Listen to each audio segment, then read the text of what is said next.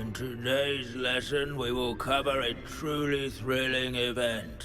The Goblin Rebellion of 1752 and all its triumphant tragedy. But more specifically, we will address the devastating effects it had on the wizard milling industry. Throughout the many goblin battles, countless wizard cloaks were lost. Actually, we do know the number. 632. But history occurs outside the classroom. And look, it's time for my constitutional. One can practically osmose the history flowing through Hogwarts. I think the professor wants us to follow him. And now for a stroll to the bell tower entrance hall. Along with the rest of the castle, it was completed in the late early Middle Ages. The hall and the bell towers that loom above it contain myriad interesting artifacts.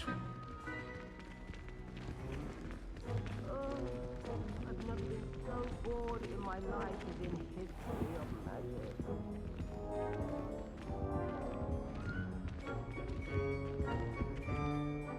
Good to see you again. Recovered from that nasty bout of dragon pox, have we? That wasn't me, Professor. I'm new here. Are you? Well then, welcome. No doubt you're eagerly anticipating my analysis of various wizarding councils, codes, statutes, and of course, goblin rebellions.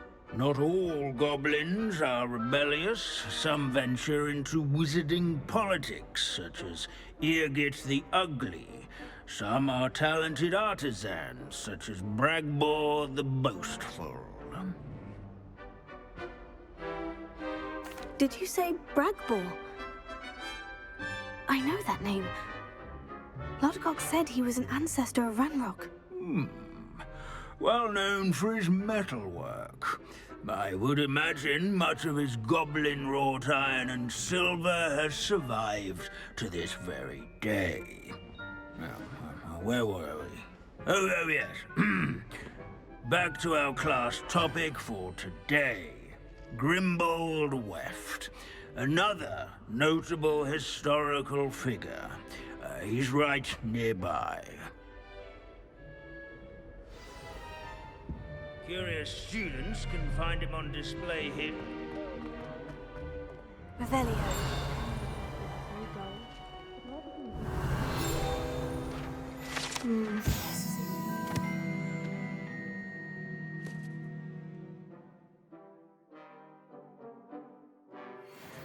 Best keep searching. Grimbold Weft was responsible for some of the most important done in the rebellion of 17. This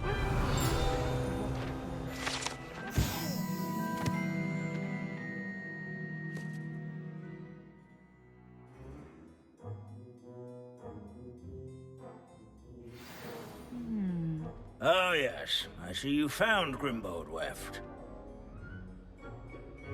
Yes, I rather enjoyed seeking him out. The thrill of the scholarly pursuit. I know the feeling quite well. Now, let's turn our attention to the agreeability and general good nature of Sir Aphbuttle. He's also nearby. See what you can learn from him for your next assignment. Standing in eternal but symbolic watch over the bell tower is a retinue of loyal ones, or rather, statues. Sir Skagglethorpe the Heedless once challenged a mountain troll to a game of musical Spot the chairs. statue of Sir Aphbuttle of the cheerful countenance nestled among the ranks. His fame was not won by vanquishing Aphbuttle, foes This in is a single centuries-old likeness nor of by Pangadon. Fearless mouse hunter and devoted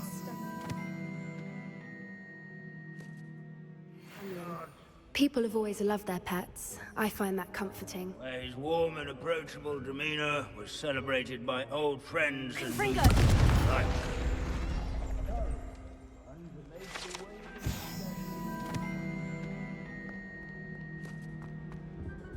again. Perhaps he succeeded. I suppose we'll never know.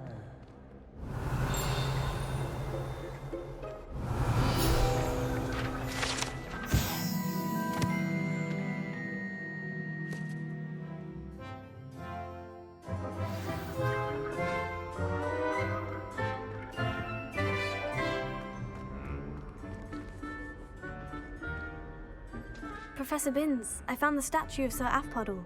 Ah, well done. Alas, Sir Afpuddle's affability was his undoing. Died instantly trying to befriend a basilisk. Eye contact is not always to be encouraged. So beloved was he that even some goblins mourned his passing. Of course, that did not bode well with the rest of the goblins, most of whom could not abide mourning the loss of a wizard. Pity goblins and wizards can't get along. True, but imagine how dull my lectures would be without goblin rebellions to discuss. History does tend to repeat. It is a series of patterns, a thought both comforting and disconcerting. The wise student, such as yourself, will learn from it.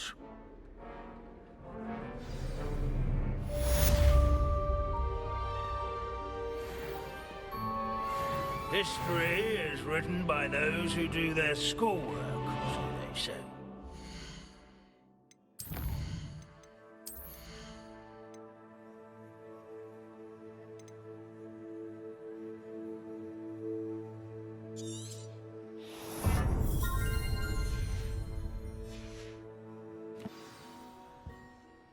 Sir, are you all right? You seem to be in some distress. All right? Do I look all right? I've been kidnapped! How can you be kidnapped when you're right here? What sort of question is that? Of course I'm right here. I've more than one frame. Do you only have one home? It's my other frame. It's been stolen. And by students, no less. They paid filthy thieves to steal my other frame. Oh dear, that sounds awful. Well, awful is exactly what Astoria Cricket is. She's behind all of this. She and her friends were moaning about me of all the nerve. Then I heard her plot to enlist a gang of good-for-nothings to have me stolen from the Three Broomsticks. That's where my other frame hung, half another place, though I suppose one could do worse. I once knew a portrait who ended up in the Hog's Head. No one's heard from him since. Right. So, back to your frame. Ah, yes. There I was, powdering my wig, and the next thing I knew, I was being manhandled by rogues and carried off. As if I can afford not to be at my post. I do important work for the headmaster, and I need my other frame back at the Three Broomsticks. I could look into the matter for you. Oh, would you? How marvelous. Do it quickly, though, won't you? The place they took me to is quite beneath me. Off you go, then.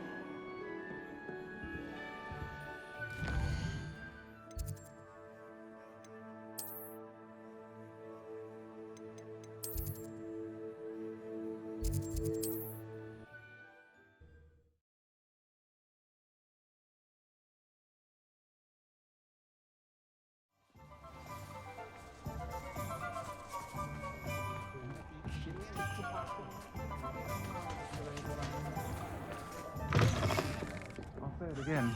Can't thank you enough for helping to save the Astoria Cricket? That depends. Am I in trouble? Ferdinand Pratt thinks you should be. Says you stole his frame. I wouldn't call it stolen. Relocated's more like it. How do I put this nicely? Ferdinand Pratt is a postulant boil, and he's lucky I didn't have him sealed in a wall. Surely he can't be that terrible, can he? All he does is spy on students in here and report back to the headmaster. Sometimes, if there's nothing to report, he'll make it up. I spent 4 hours in detention last week, all because he told Black that I was planning to drain the lake, whatever that means. It was the last straw. He and his frame had to go. May I ask where you put him? Oh, I didn't put him anywhere. The frame is likely with the fine gents I paid to snatch it. They camp in a ruin by the coast. I just wanted it far enough away that I'd never have to think about Ferdinand Pratt ever again. You do know he's screaming in the library as we speak. Oh, for the love of Merlin. If you ask me, he's got nothing to scream about. I could have had him put in the hogshead. The pampered Pratt would have hated it. Grimy walls, smell of goats. And the patrons, they eat snooty princes like Ferdinand for dinner. But what's done is done. He isn't here anymore, and if I were you, I should enjoy it. Lovely chatting with you.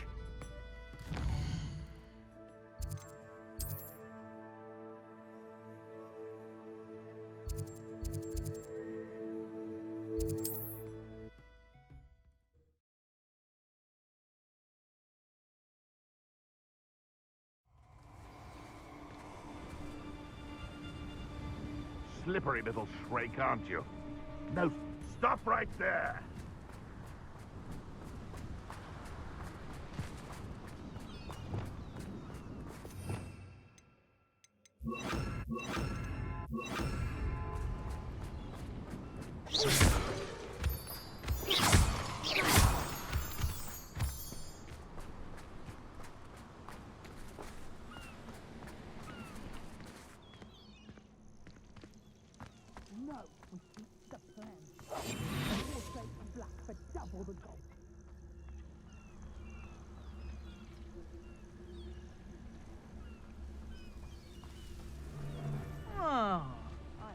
It's time we found a new... Tell us. It's exhausting.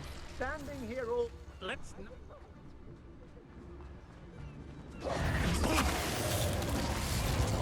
I've had enough of Feldspar. Ha! Another pitiful... Another pitiful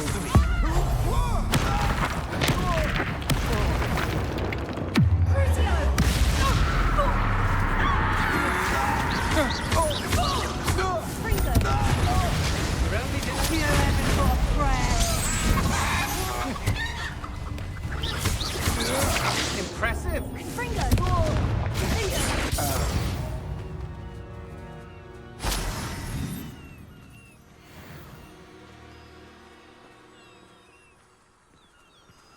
I should have Velio.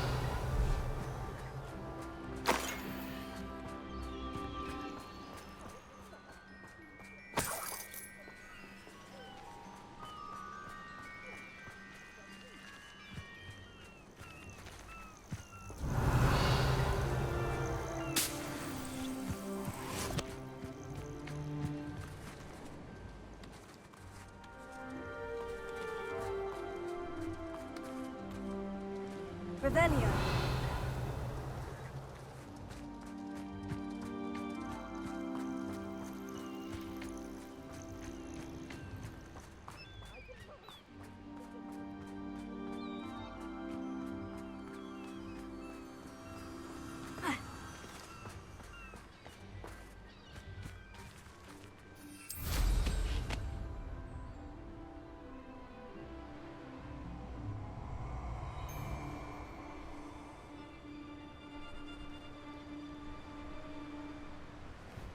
You've made a mistake.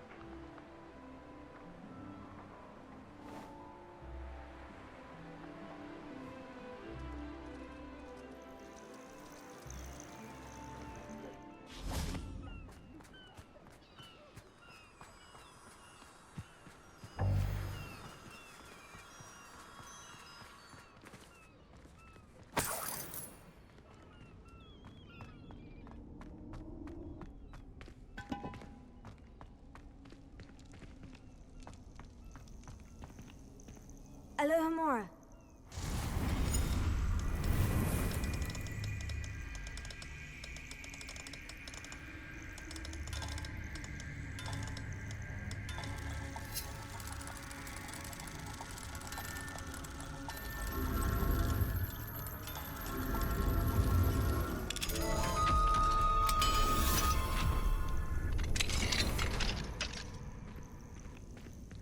It's about time. It's a wonder there's anything left. Calm down. I'm here now. Calm down. Those buffoons outside have been talking about burning me. Me! If they weren't all sharing half a brain, they'd realize I'm worth more to them intact and at the Three Broomsticks. How is that? With everything I overhear, I'm a veritable trove of information. Now, don't just stand there. I need to be back by cocktail hour. The place will be like a funeral without me. What if I don't want to return you to the Three Broomsticks? What on earth do you mean? What if I took you to the Hog's Head instead? I've heard such nice things. What a funny little joke. Now, the Three Broomsticks, please. Oh, they're bound to be missing me terribly. Be sure to carry me carefully, won't you? My pantaloons are already creased. Where have you put me? It's pitch black in here. I shan't stand for this.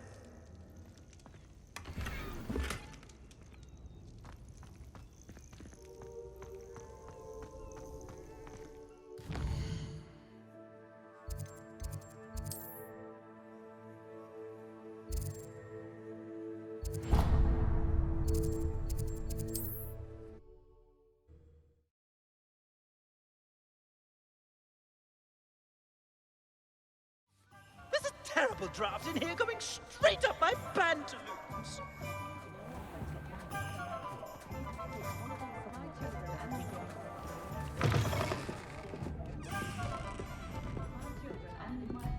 What are you, a troll? All your heavy stamping about is going to damage my frame. Oh, finally. Back on my wall and more angelic than ever. I wouldn't go so far as to say that. I'm not usually one to give thanks. There's a sort of servant ring to it. But I suppose some gratitude is in order. As a show of goodwill, I'll exclude whatever misdeeds I hear about you in my reports to the headmaster. And I do hear quite a bit. Now, be off with you. I can't be seen talking to a student. Go on then, go! It's all right, everyone. I'm back.